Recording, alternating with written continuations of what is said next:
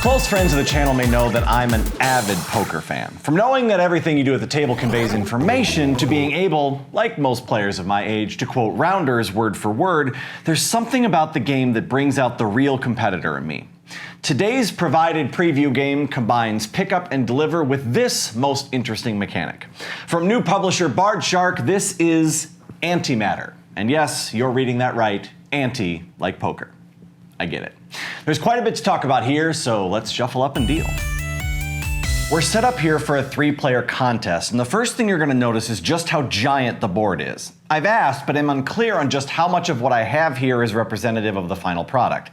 I'm guessing not a whole lot, as everything in this box feels very much at the prototype phase, but since I can only show you what I have and not what publisher BardShark has in mind, let's stick to this. Setup for Antematter is much simpler than the 4 pages of the rulebook would have you believe. Each player is going to choose a faction deck for themselves. These are very different in both their overall flavor and how they go about their business, so choose wisely. From their shuffled decks, have each player deal 4 cards to themselves and then set these aside. Each player also receives 300 Nephilium, our in-game currency, and their complement of ships and bridges. You'll be skirting around the universe in 2 ravens and a rock, think more giant bird than Sean Connery and Nick Cage, which start in your section of space, divided however you like in the 3 starting spaces. Once you're all set up, it's time to populate the board. Each of the plunder hexes should get, well, something to plunder in the form of more Nephilium. Also, place these dive chip bars around the edge at the dive bars. Finally, deal out everyone a card from the shuffled poker deck. High card gets to choose which starting hex the purple planet will be placed in its orbit.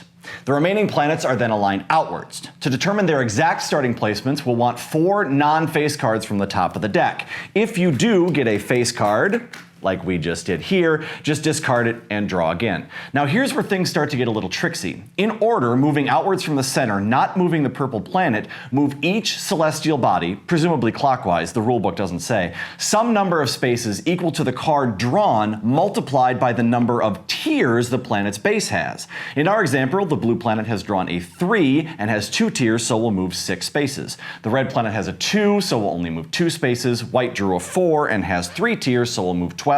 And then the green will also move 6 times 2 equals 12. Once they're all aligned, you'll place the green planet in the opposite hex across the board, and we're ready to go. Now, according to the rulebook, you're going to have to shuffle the deck again and deal out 1 card to see who gets the starting player or dealer chip. That seems silly, so just deal out 3 more cards from the deck and see who goes first. I got an ace, so it's me. Then you'll prepare for the poker phase by shuffling the deck and dealing again. All right, now, let's talk about how to actually play this thing. Each round, or cycle in this case, starts with the loot phase, where each player is going to move their ships around the board, collecting, well, loot in the form of both Nephilium and colored cargo from each of the planets. The Nephilium is going to help you play the poker phase, and the cargo is sold at the galaxy center for, well, more Nephilium. On your turn, you're going to get 3 burn, or units of movement, to be distributed amongst your ships. Welcome to the rock. This is your main ship and gets to move 1 hex per burn. Landing the rock on a planet will allow you to take a single cargo of the planet's color as well as 2 chips of the same color if applicable. Deliver cargo to the engine star at the center of the board for 100 Nephilium each, and if you manage to collect all 5 colors and deliver those, you'll get an additional 250.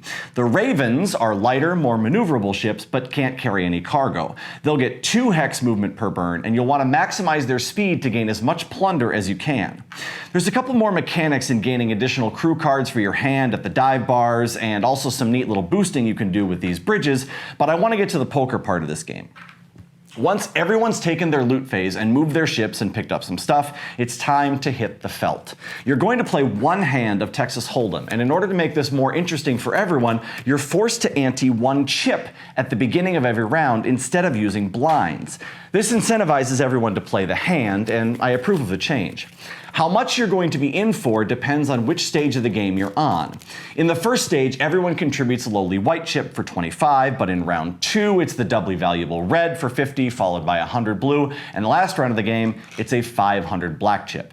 Some of you may have said to yourselves by now, okay, but how do you win? I've purposely left that until now because this is where I want to start talking about the game as a whole, and the win condition is a good microcosm of this game. So, The object of Antematter is to collect enough money that the very fancy people in the corner booth recognize you as one of them and pass you the highly coveted token of respect.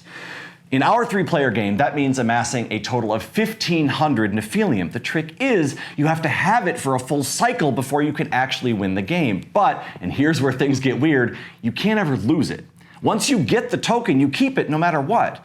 Remember, a cycle's a full lap of loot phases for every player plus the poker phase. It takes 4 cycles to complete a stage, and then and only then do the antes go up. And in our 3-player game where you get the token at 100 Nephilium, you can't actually win the game until you end a cycle at 2,000. By now you may have guessed my issue. It's beyond too complicated. I haven't even talked about how there's 56 cards in this poker deck because there's a rank called Grifter, and that rank changes how you actually play the poker round.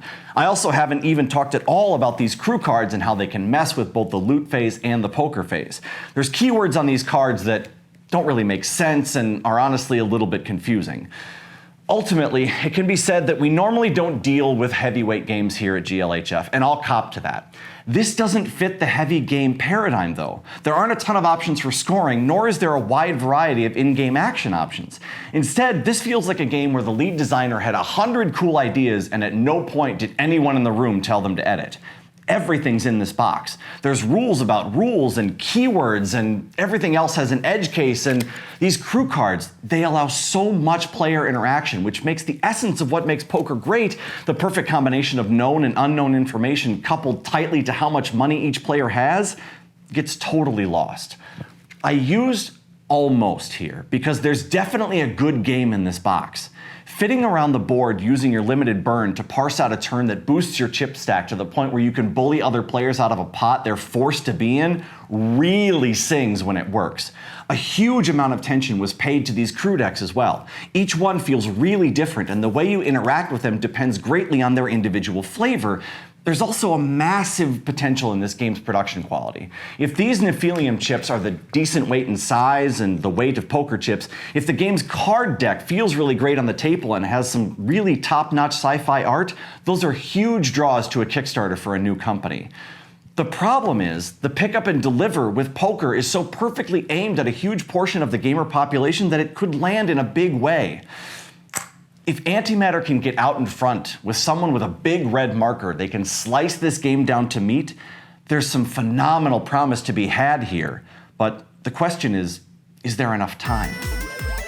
Despite my misgivings, there's still time to make Antematter a really awesome tabletop experience, and editing things out is easier than starting with not enough. Let's go through my checklist before I give you my final thoughts. In the box, rulebook clear and non-gender pronouns. Antimatter's rulebook is clearly in a very early stage and needs to be completely reworked. In talking with BardShark, I think that's in the works. It does avoid gendered pronouns completely, instead opting to use language like the players or you. Iconography clear.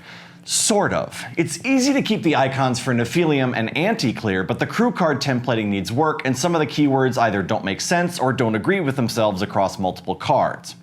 Packaging well done. Unknown. My prototype is just a bunch of things stuffed in a box. On the table. Good representation. There's an excellent mix of characters of all genders and of various alien races across the game's many crew cards. I'm happy to see that attention was paid here. Component quality. To be determined. In talking with BardShark, it seems like there's an attention being paid early to make sure this game delivers on the wow factor on the table. Conversation was had around a separate board for the poker phase, to a neoprene or felt mat for the board, high quality cards and chips, etc. I'm hopeful that the components here will be something I'll want to take out and use for my poker nights. Replay value. With the 6 already in the box crew decks, there's plenty of replay value. I'm also told there's lots more in the works, so that's certainly compelling. The base gameplay needs to be good enough to want me to pull it out a second time, though. Fun to lose. Not really. Going back to the various player interactions through the crew cards, there's lots that can invalidate your plans. Being forced to pull back a bet when your plan is to use your stack to bully other players out can feel terrible.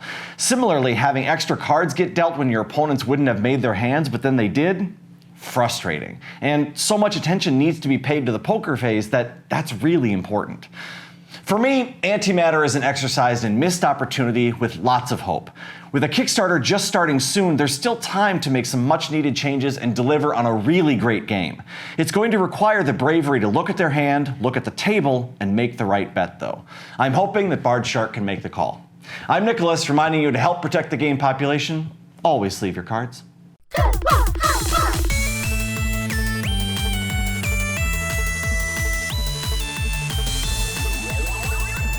Hey everyone, if you enjoyed that video, please hit that sub button and check out all of our other offerings at goodluckhighfive.com. And please consider becoming a patron of the channel at patreon.com/GLHFmagic and help us keep making reviews, videos, and podcasts for as little as $5 a month. We're also always looking for new games to review, so if you make games or you know a company who does and wants to have their game reviewed on Good Luck High Five, please reach out to us at glhf@goodluckhighfive.com and we'd be happy to take a look. You can follow me, Captain N the Game Master, on Twitter and Instagram at CaptainNGM, and follow the channel at GLHF Magic. Remember, please shop at your local game store whenever possible. Until next time, I'm Nicholas, and good luck, high five.